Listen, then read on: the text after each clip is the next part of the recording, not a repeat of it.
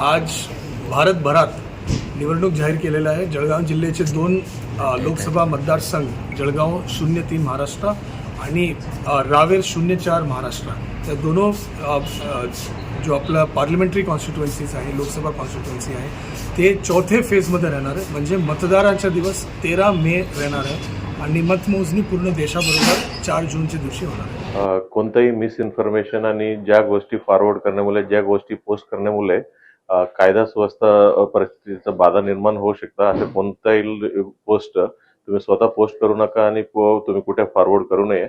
आमचं पोलिसांतर्फे social media sale आहे, cyber sale आहे, त्याच्यामध्ये आम्ही 24 तास त्याच्यावर देखरेख ठेवणार आहे आणि आणखी आपल्या कंट्रोल रूमचा पण नंबर आहे। जर कोणी कंप्लेंट केलं त्याच्यावरती योग्य तो कायदेशीर कारवाई करण्यात येईल। आता निवडणूक MCC सुरू झालेलं आहे, model code of conduct. Special drive मागील 2 महिन्यापासून सुरू होत्या।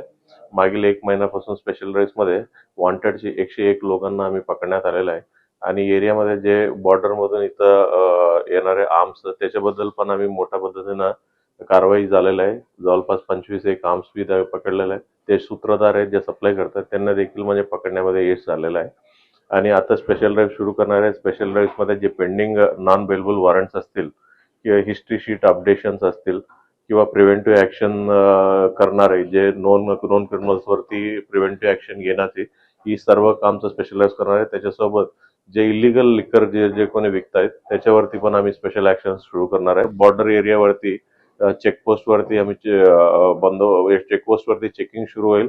ते चेकपोस्ट मध्ये आपला 7 इंटरस्टेट चेकपोस्ट आहे आणि 9 इंटर डिस्ट्रिक्ट चेकपोस्ट आहे, सर्व ऍक्टिव्हेट करणार आहे आणि त्याच्यासोबत फ्री अँड फेअर इलेक्शन होण्यासाठी बाहेरून आपल्याला एक BSF कंपनी आता प्राप्त झालेला आहे। ते BSF कंपनी रूट मार्चेस आणि नाकाबंदी आणि आणखी अन्य कामामध्ये कार्यरत आहे। आणखी CAPF आपल्याला भेटणार आहे।